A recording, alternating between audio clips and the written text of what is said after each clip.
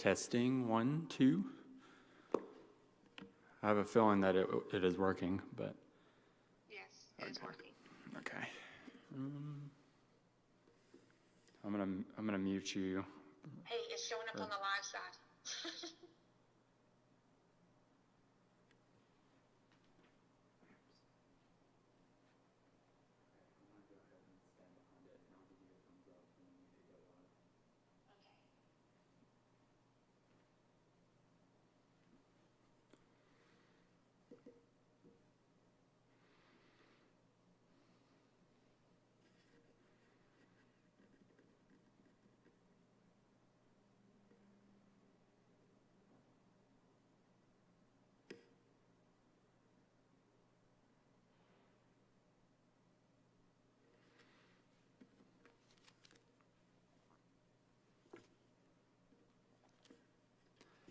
Good afternoon. This is Blake Hayes from the Red Bank Church of Christ.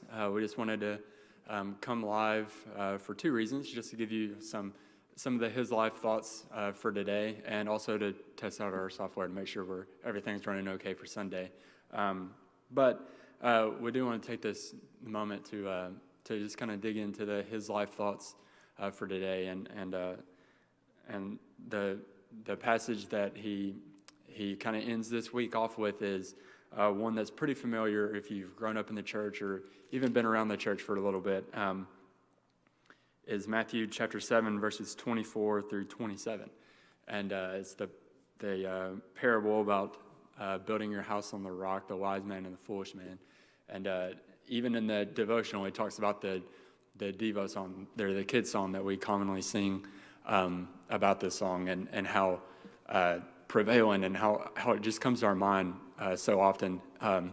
When we were talking about this parable in our life group on Wednesday, and as soon as Matt said the wise man and foolish man, about 3 people in the life group started doing the motions for the song, just because as soon as we hear that, it's just ingrained in our brains. But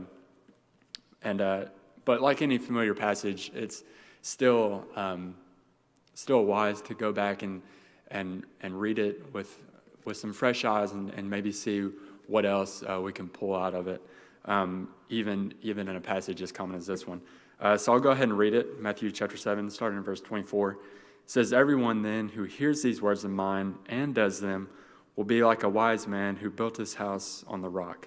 And the rain fell, and the floods came, and the winds blew and beat on that house, but it did not fall because it had been founded on the rock.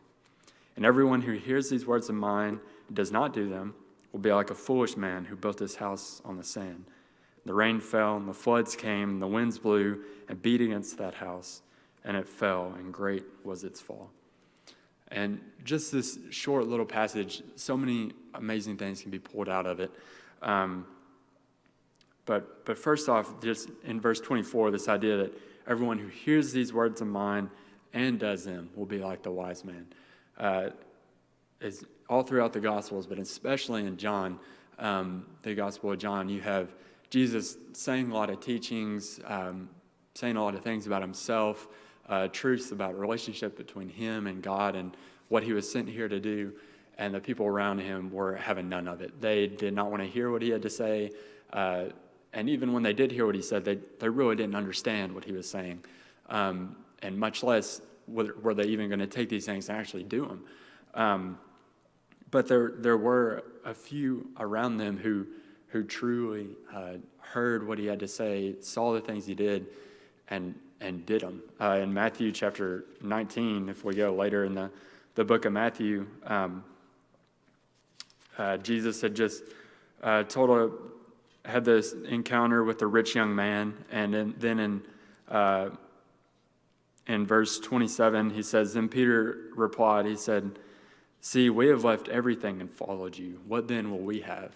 And there's a lot more going on in the context of that passage, but this idea that Peter just kind of looks at Jesus and he's like, "Man, we've left everything to follow you. Are we going to get anything from this?" It's almost as if he's not really seeing the payoffs right now, but Jesus is like, "Trust me, time is coming when you will receive the things that you've worked so hard for and gave up so much for.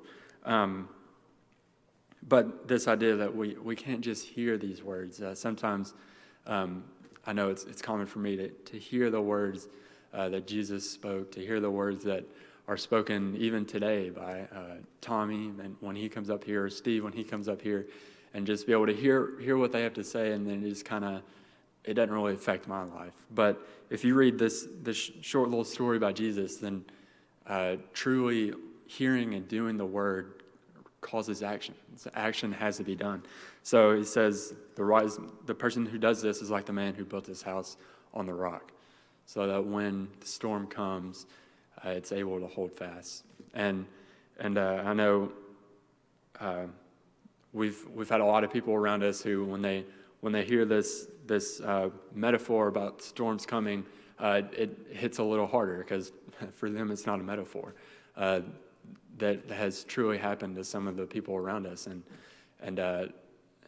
we're awestruck by their faith and their foundations that they've built that can be seen in the lives and trust that they've had throughout those times. But and I think that just kind of goes to show that even when these things that Jesus says right here are not just metaphorical or pretty words that he's saying, but it's true. He's saying, if you truly build your foundation in the words that I tell you and do them, then when the storm comes, you will have a solid foundation.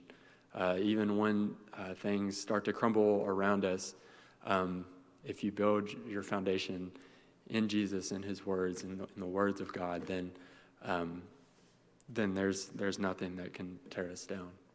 And so as we kind of close out this week, I know this his life has been a little more sporadic as far as topics. He jumps around a little bit more, but I hope you're able to kind of take all the topics that we've been talking about, all the devos that we've been covering this week, what the writers have written, and been able to not just hear what they have to say, not just hear the words that God has in his word, but actually put them into practice. Look for ways that we can take the things that we are intaking and be able to spread that out to the people around us. As always, if there's anything you need, anything that's going on that we can pray for, that we can help out with, please call office, let us know, and we'll be there to help in any way possible. Hope you have a great rest of the week. God bless.